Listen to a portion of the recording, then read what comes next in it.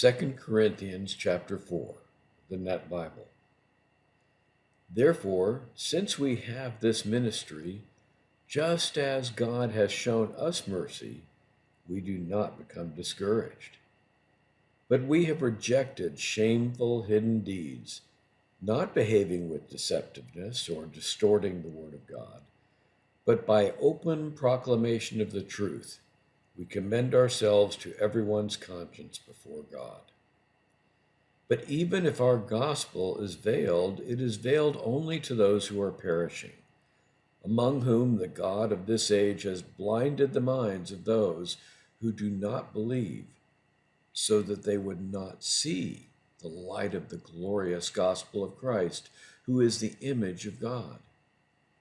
For we do not proclaim ourselves, but Jesus Christ as Lord, and ourselves as your slaves, for Jesus' sake.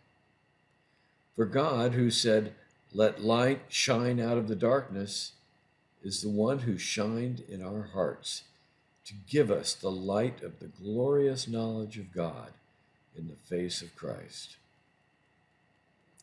But we have this treasure in clay jars, so that the extraordinary power belongs to God and does not come from us. We are experiencing trouble on every side, but are not crushed. We are perplexed, but not driven to despair. We are persecuted, but not abandoned. We are knocked down, but not destroyed. Always carrying about in our body the death of Jesus, so that the life of Jesus may also be made visible in our body. For we who are alive are constantly being handed over to death for Jesus' sake, so that the life of Jesus may also be made visible in our mortal body. As a result, death is at work in us, but life is at work in you.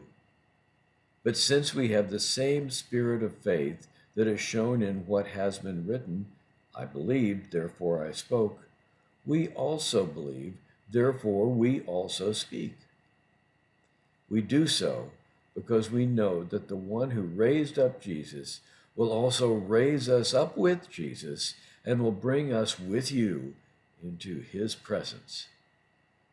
For all these things are for your sake, so that the grace that is including more and more people may cause thanksgiving to increase to the glory of God. Therefore, we do not despair. But even if our physical body is wearing away, our inner person is being renewed day by day. For our momentary light suffering is producing for us an eternal weight of glory far beyond all comparison, because we are not looking at what can be seen, but at what cannot be seen. For what can be seen is temporary, but what cannot be seen is eternal.